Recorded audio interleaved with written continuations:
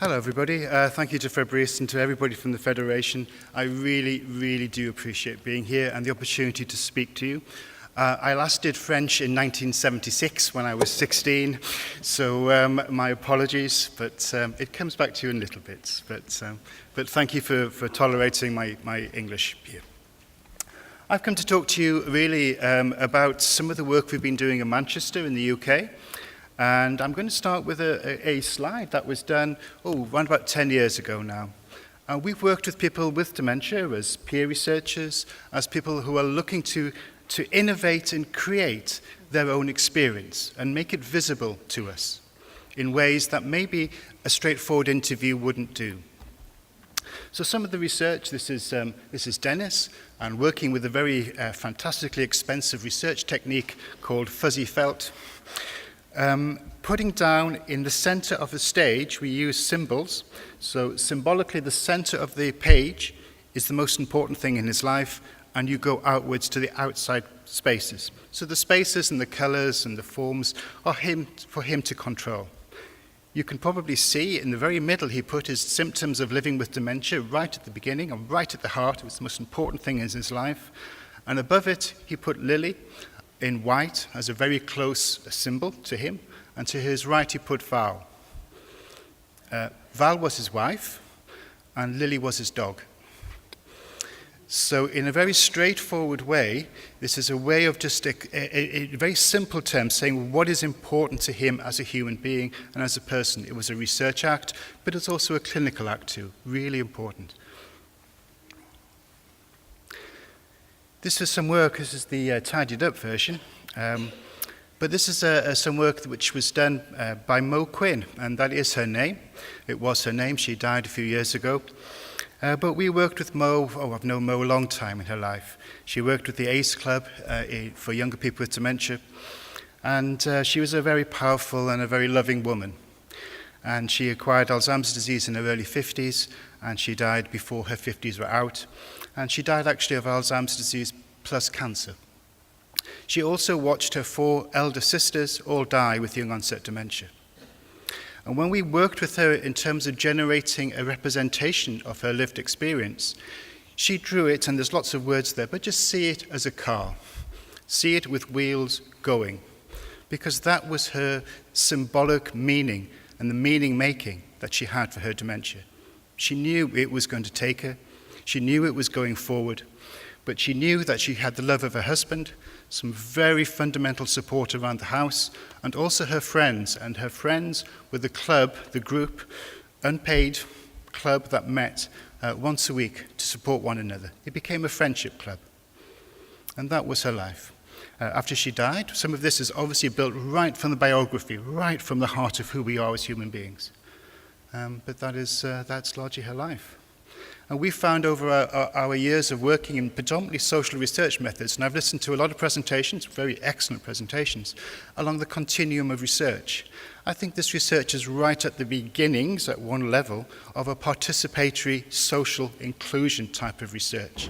It's not randomized control trials. It sits very much in a relational dynamic. You have to know people, just like Helga said, and you've got to know them first as human beings, and secondly, if that's important at all, as people with dementia. And to do that, people with dementia also need access to research tools. They need to actually do some work alongside us, not simply be subjects of our research. And we found that visual recordings, photographs, video work, interviews, going outside, having walking interviews, drawing, artwork, that sensory experience of everyday life, moving beyond the cognition to the sensory embodied nature of what we are and who we are as people, first and foremost. It was interesting at break because some music was played here in the hall, and there was a few people just shaking and dancing a little bit. And I kind of thought to myself, well, is that because it was music therapy or because we actually enjoy listening to music? And I think that everyday nature of what we are as people is fundamentally important to a lot of the work that we try to do. This slide has been shown earlier by Pamela, but it was really the Prime Minister's challenge on dementia that has led me to be here today. Because it really, David Cameron did some wonderful things as a Prime Minister. but one of them was very much his passion in actual dementia. He was really passionate about dementia, and he led the two Prime Minister's challenges. And in the first one in 2012, those were the three areas: better health and social care, create dementia-friendly communities, and do better research. And in better research, it was also about research alongside and with people with dementia. That was a fundamental challenge in 2012.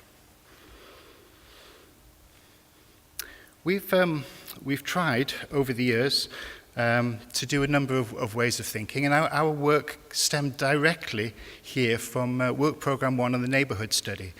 I'm not going to go into a lot of detail about it, but it's funded for 5 years, and it's 2 research councils. And I think one of the important messages for myself from being here today is that it was also research councils listening.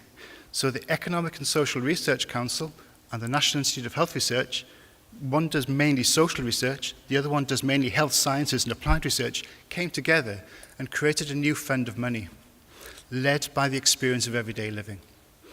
And we had 8 research programs. I lead the research grant, and we have a 5-year program, 8 research programs. Our 8th research program is actually about staff and well-being, and it's about the well-being. It's run by a clinical psychologist. It's for people with dementia who take part in the research program. It's for staff. It's for anybody who needs access to that service. And Work Programme 1 is actually named by people with dementia. It's our fundamental, it's almost our flagship one. It's about how people with dementia are doing research and how we try our best, through Caroline and others, to try and support people to do research that is meaningful to them. So some of those work and some of those words here are actually led by people with dementia. They're formatted by them, and they're owned by them. This is the overall work programme. There's 8 of them, as you can see. It runs from member involvement at the top. I work with the Centre for Dementia Research in Linköping University with Professor Lars Christer Heiden, and there's a team of everyday social life researchers in Sweden who do some fabulous work.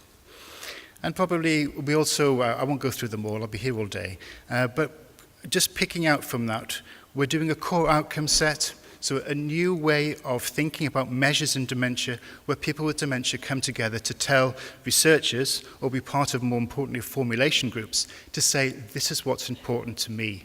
Please measure this. And you might actually need some new ways of measurement because our old measures don't always work. So some of those new challenges in developing more partnership basis of working is stunningly important. We also work alongside people with dementia in all aspects, and I must say that, taking from Helga's point, people with dementia are paid for their work in our work programs.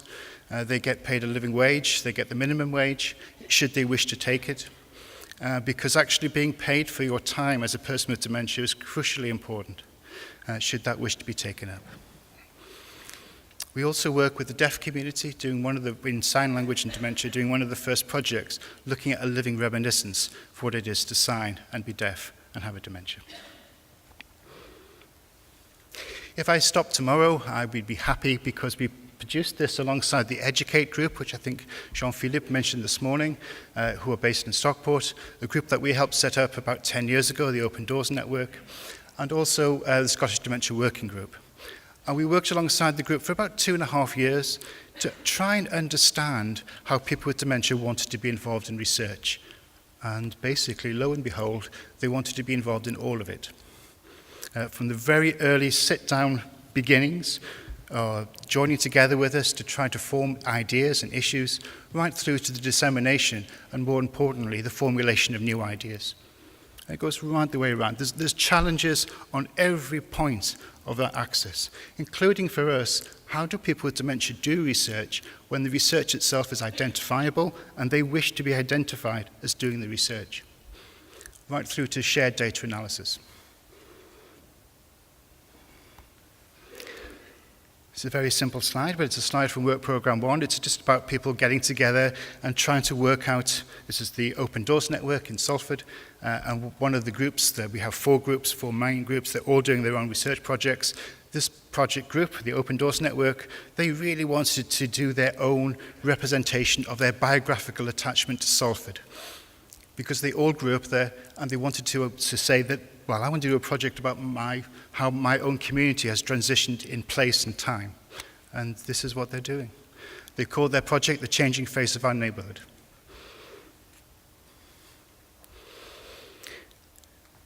And I think, just as Helga said about peer researchers, people with dementia in our studies wanted to be called co-researchers. The message is exactly the same. It's no different. It's just semantics.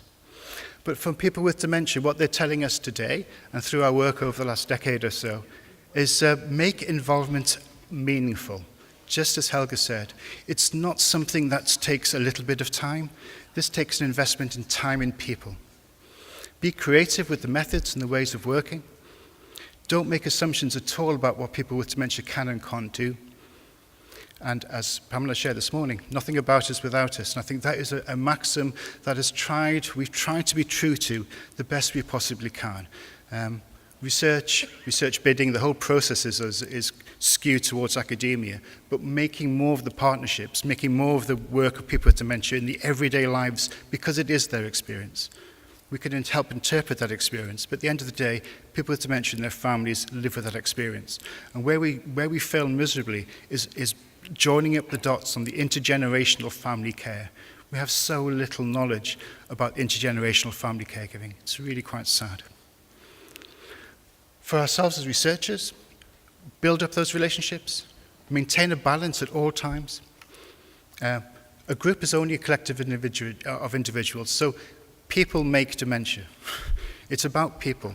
And people come together and they will participate in ways at times which is very silent, but by being present in the body and not speaking doesn't mean to say that they're not enjoying their work. And I think that's a message that we've taken. And people with dementia like having a laugh. They like having fun. And I think part of the work is that we can make dementia very serious, and at times it is very serious. But of course it is a lived experience, and humour is a phenomenal part of the lived experience. And people with dementia laugh a lot, make jokes about things, make jokes about themselves, and that is a part, I think, of a productive, meaningful way of generating new ideas and new research. But it is about us changing. I'll stop there. Thank you very much.